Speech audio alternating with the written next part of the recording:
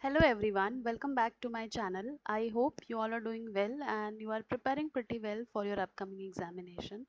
So this is part 5 of the Maha revision session which is going on at my channel. So all these videos are only made for you to score high in your written examination so as to confirm your selection. All these sessions are very important and you can quickly revise whatever is there in all the units of your ICMR prescribed syllabus, right?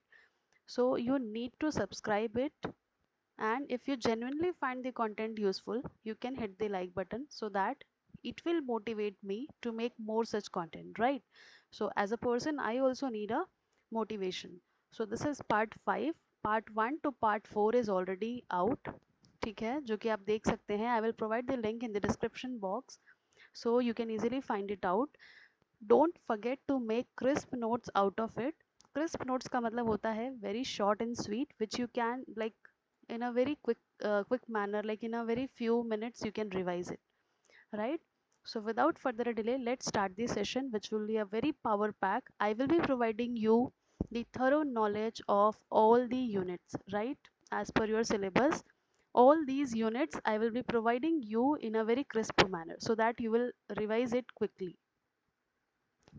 Now first I will start from communicable disease, because many of you have suggested me that ma'am, always you start from research methodology. So I thought to start from the communicable disease.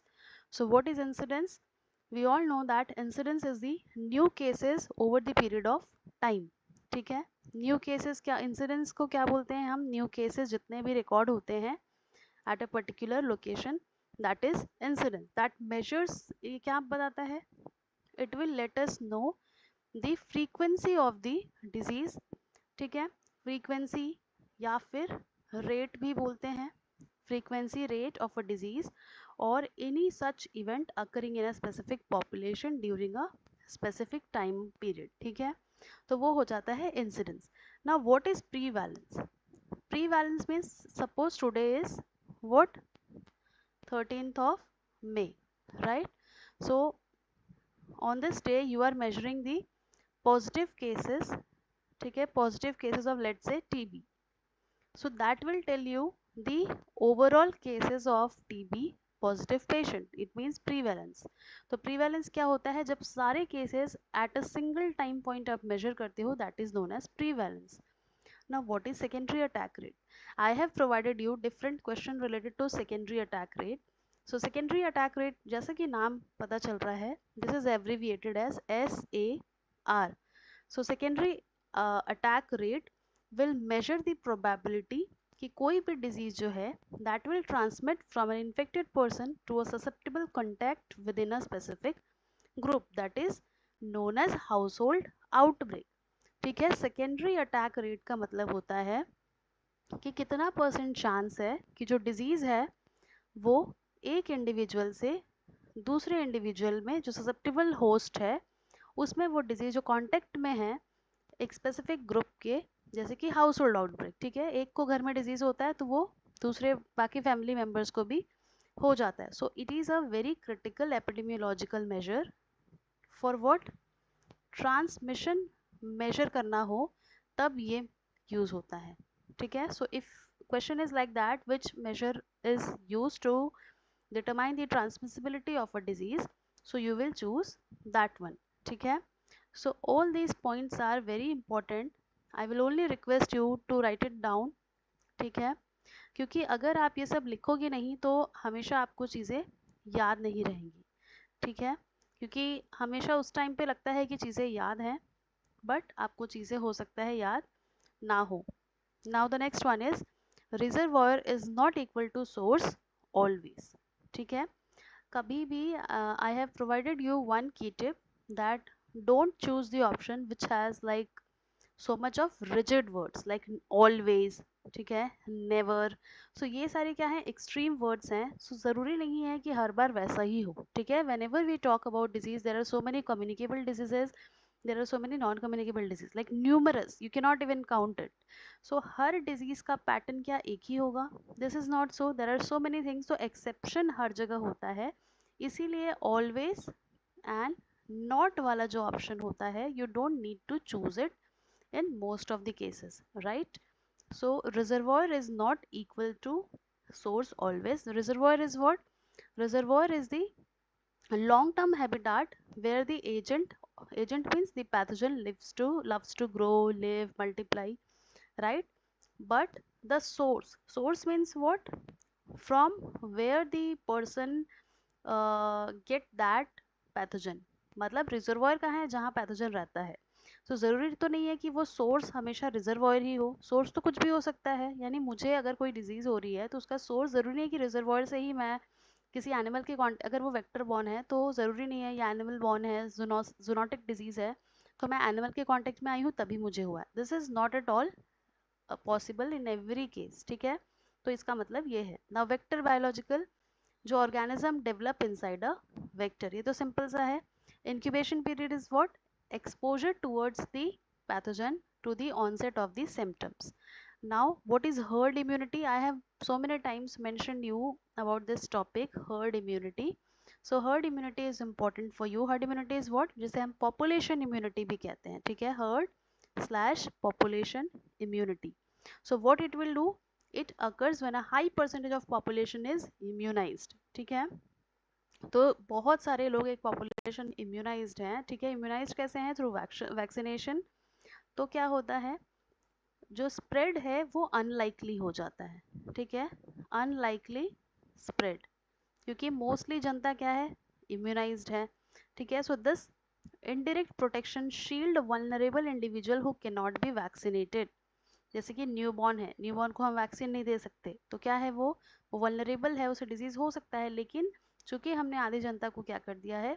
बहुत अच्छे से immunise कर दिया है, सो वो protected है. तो ये herd immunity is therefore known as population immunity. Nosocomial infection, that is hospital acquired. ठीक है, सिंपल सोबर है. Zoonosis, animal to human disease, zoonosis, zoonotic diseases. Iceberg phenomenon is also known as spectrum of diseases. जो दिख रहा है that is only the clinical cases, जो नहीं दिख रहा है वो है सब क्लिनिकल केसेस. ठीक है, जो पानी के ऊपर आइस पोर्शन दिख रहा है और नीचे जो इतना बड़ा सबमर्ज्ड है, ऐसा नहीं है कि केसेस उतने ही हैं जितने हमें विजिबल होते हैं, जो हॉस्पिटल में रिकॉर्ड होते हैं. ठीक है, so all these terms are quickly related to communicable disease. You will get questions from here only. ठीक है, सो इसी बात पे अभी के अभी सबके सब सब्सक्राइब करो. ठीक है, मैं देखती हूँ कि व्यूज़ इतने आते हैं, ठीक है, लाइक्स बहुत कम आते हैं, और सब्सक्रिप्शन तो क्या ही कहना यार, इतना नहीं कर सकते आप इतना कंटेंट देने के बाद में? सो मुझे भी थोड़ा मोटिवेशन दो यार. चलो अब पढ़ते हैं non communicable disease. So you will be asked about the hypertension. ठीक है, so hypertension, now you already know कि हाइपरटेंशन क्या है. अब मैंने ऑलरेडी आपको बता रखा है कि हाइपरटेंशन जो है वो ऑलरेडी किससे रिलेटेड है? स्ट्रोक से. ठीक है, this hypertension is related to CVD. ठीक है, स्ट्रोक. सो मेजर जो नॉन कम्युनिकेबल डिजीजेज हैं, जैसे हाइपरटेंशन, ठीक है, सीवीडी, सीवीडी हाइपरटेंशन की वजह से होता है, स्ट्रोक हाइपरटेंशन की वजह से होता है, डायबिटीज, ओबेसिटी, कैंसर. ठीक है, respiratory, chronic respiratory disease, all these are NCDs. ठीक है, सो हाइपरटेंशन का कट ऑफ क्या है? what is the cutoff? Like equal to or more than 150/90 mm of mercury is the cutoff value for the hypertension. ठीक है, 17 में जो value था 2017 में, as per American College of Cardiology और American Heart Association, that is ACC, AHA, इसका भी full form लिख लो. ACC stands for American College of Cardiology, right? AHA stands for American Heart Association. So they have generated one reading that 130/80 or higher will be considered as the hypertension. ठीक है, so normal क्या था? 120/80. ठीक है, 120/80 था, और अगर हम जैसे रीडिंग हमारा आता है 120 to 129, सिस्टोलिक या 80 से कम आता था तो ये भी हम क्या करते हैं, एलिवेटेड मानते थे। ठीक है, now smoking, sorry BMI obesity is what, more than 30 हो या इक्वल टू हो तो क्या होता है, वो ओबीस माना जाता है। ठीक, डायबिटीज डायग्नोसिस में जो ग्लाइकोसाइलेटेड हीमोग्लोबिन है HbA1c that should be equal to or more than 6.5 to categorize you in the diabetic person. Now smoking, strongest modifiable risk factor, RF is what, risk factor for lung cancer। ठीक है, इतना तो बहुत basic है। अगर अपने lungs को बचाना है तो क्या करना होगा, हमें स्मोकिंग को छोड़ना होगा। ठीक है, no smoking. Primordial prevention prevents the emergence of risk factor, यही है प्रिवेंशन लेवल्स जो पूछे जाते हैं उसमें यही है कि हम प्रिवेंट कैसे कर सकते हैं। We need to bring down the risk factor, risk factor हटा दो जो मॉडिफाइबल हैं। Screening useful in long latent period disease, like where I work, we are having one campaign going on to detect the latent TB, because there are so many different disease in which a long latent period is there, so it is crucial to detect it, because if you are not having some symptoms, how you will diagnose the disease. So for latent disease, not just only TB, for any other latent disease as well, it is important to screen yourself in order to know that whether you are having that disease or not. Rule of halves, rule of halves is hypertension iceberg concept. So see, जितनी भी चीज़ें मैंने आपको बताई है वो क्या है, रूल ऑफ हाफ्स क्या होता है, हाइपरटेंशन के कंसेप्ट में ये यूज होता है। In hypertension which is a classic epidemiological concept, that is रफली 50% of the people with high blood pressure are undiagnosed. ठीक है, इसीलिए बोलते हैं रूल ऑफ हाफ्स। तो जैसे हम आइसबर्ग फिनोमिनन पढ़ते हैं, मैंने आपको पढ़ाया था अपनी क्लासेस में, ठीक है, यूट्यूब पे भी है। तो जितना पोर्शन ऊपर दिखता है वाटर के, जो आइसबर्ग का पार्ट, हमें लगता है कि क्लिनिकल केसेस उतना ही है, it is equivalent to the number of cases we registered in our hospital, but that is not the case. क्या उतना ही पॉपुलेशन में एग्जिस्ट कर रहा है? No, there is a huge percentage which is submerged, which we cannot see, so that those are the subclinical. So in case of the hypertension it is applicable, यहाँ से question आएगा बच्चों, rule of halves का मतलब है लगभग 50% लोग ऐसे हैं जिनको पता ही नहीं है कि उनका हाई ब्लड प्रेशर है। So the people with high blood pressure are remain undiagnosed for so long, only half of those diagnosed are treated and only half of those treated achieve adequate control। ठीक है, सब आधा आधा घटते जाता है। So it highlights the significant gap in the awareness, treatment and control। सीधी सी बात है। So ये दोनों जितना मैं बता सकती थी मैंने बताया। नाउ बायोस्टैटिस्टिक को क्विकली कवर करते हैं। सो मीन जो है अफेक्ट होगा एक्सट्रीम वैल्यू से, 3 4 5 6 7 8 है, 9 है, एकदम से क्या आ जाए, 40 आ जाए, या 40 ना भी आए, 30 आ जाए, ठीक है, 15 आ जाए। सो क्या होता है, एक एक्सट्रीम वैल्यू से जो मीन आएगा वो बदल जाएगा। इसका बहुत बेस्ट एग्जाम्पल है जब आपके मार्क्स आते हैं, ठीक है, एनुअल एग्जाम में किसी एक सब्जेक्ट में मार्क्स कम हो गए, so what do you use to say, अरे यार वो सब्जेक्ट में मार्क्स कम हो गया तो मेरा ओवरऑल परसेंटेज इन्फ्लुएंस हो गया। So this is mean, median best for skewed data. ठीक है, so see whenever we are talking about the skewed data and the non skewed data, so you need to remember that skewed की जब बात होती है so it is a asymmetrical pattern। ठीक है, skewness जो है वो asymmetrical pattern है। so what is this skewness? ठीक है, skewness क्या होता है? so ये जितना भी चीज़ मैंने बताया है आपको, ठीक है, वो आपको वैसे ही लिखना होगा। स्क्यूड डेटा क्या होता है? जो डेटा asymmetrical है, ठीक है, नॉर्मल डेटा हम कैसा पढ़ते हैं, ऐसा पढ़ते हैं, ठीक है, बट अगर ये राइट शिफ्ट हो जाए या लेफ्ट शिफ्ट हो जाए तो उसे हम बोलते हैं skewness.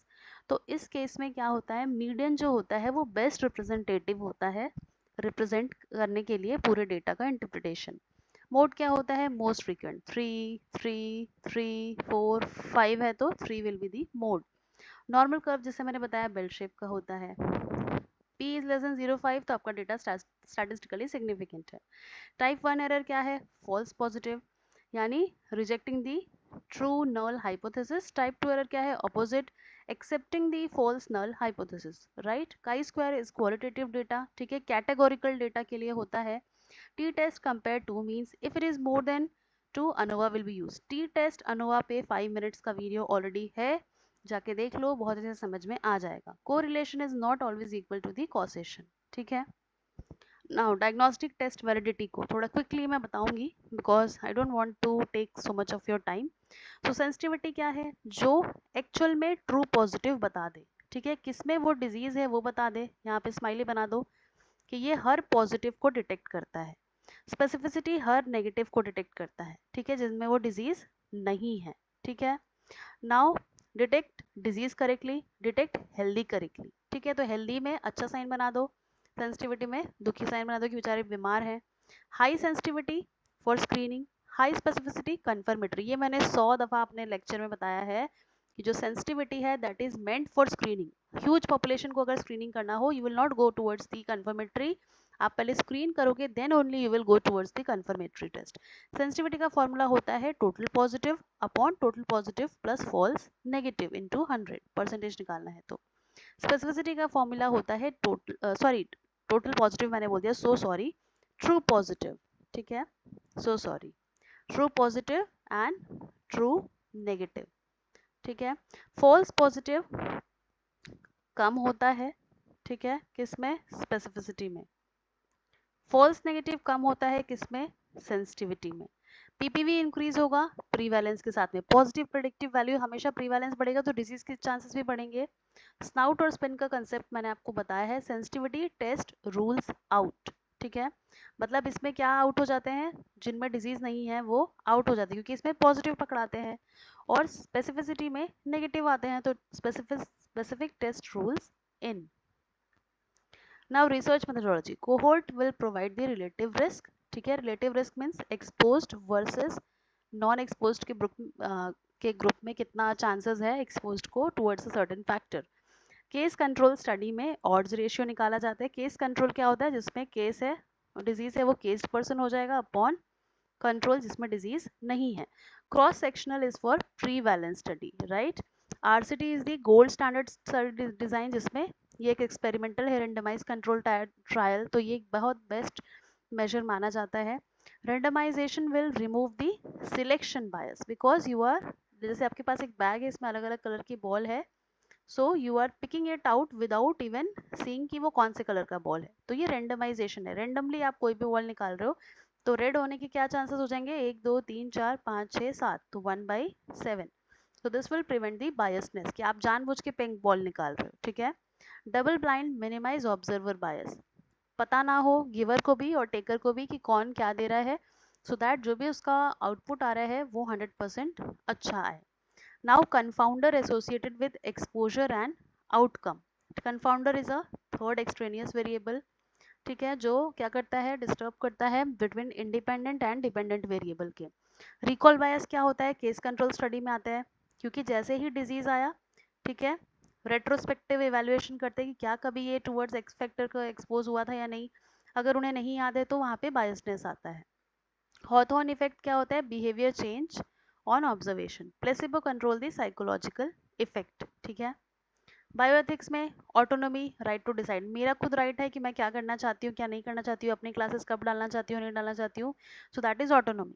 Beneficence is do good, minimize the harm. Non-maleficence is do not harm. Justice is fairness of the जितना प्रॉफिट लॉस हो रहा हो, ठीक है, जितना मुनाफा हो नुकसान हो सब कुछ बराबर. ऐसा नहीं कि प्रॉफिट हुआ तो लेके कट लिए. Informed consent mandatory. Confidentiality must be maintain. ठीक है. कभी नाम लीक नहीं होना चाहिए. पर्सनल इन्फॉर्मेशन कभी भी किसी पेशेंट का लीक नहीं होना चाहिए. Informed consent that to in written form is important. IEC approval required before the study. Vulnerable population need extra protection. Who are vulnerable? Prisoners are vulnerable. ठीक है. Childrens are vulnerable. ठीक है.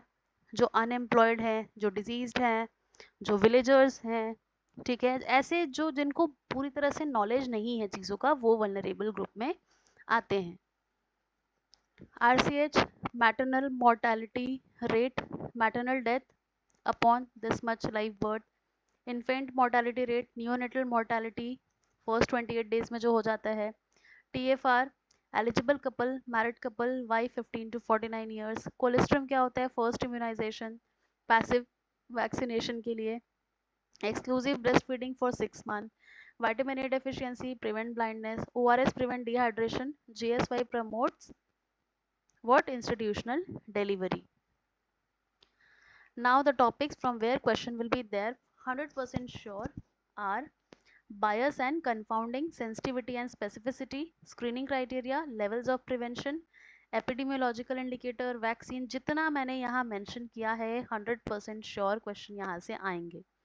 ठीक है, मैंने बार बार स्टडी डिजाइन से तो 100% आएगा. RCH, ठीक है, रिप्रोडक्टिव, जो मैंने एक टेबल योजनास वाला बताया है, ये मेरे यूट्यूब पे भी पब्लिकली अवेलेबल वीडियो है, वहां से जाके देख लो. तो इतने वीडियोस डाल दिए हैं कि आपको कहीं भटकना ही नहीं पड़ेगा. ठीक है, तो वहां से जाके देख लो. Now at the end I will be providing you one chart.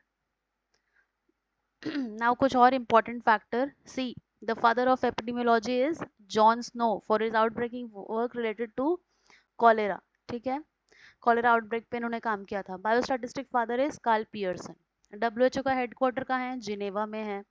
Dots is for tuberculosis. ORS contain glucose plus electrolytes.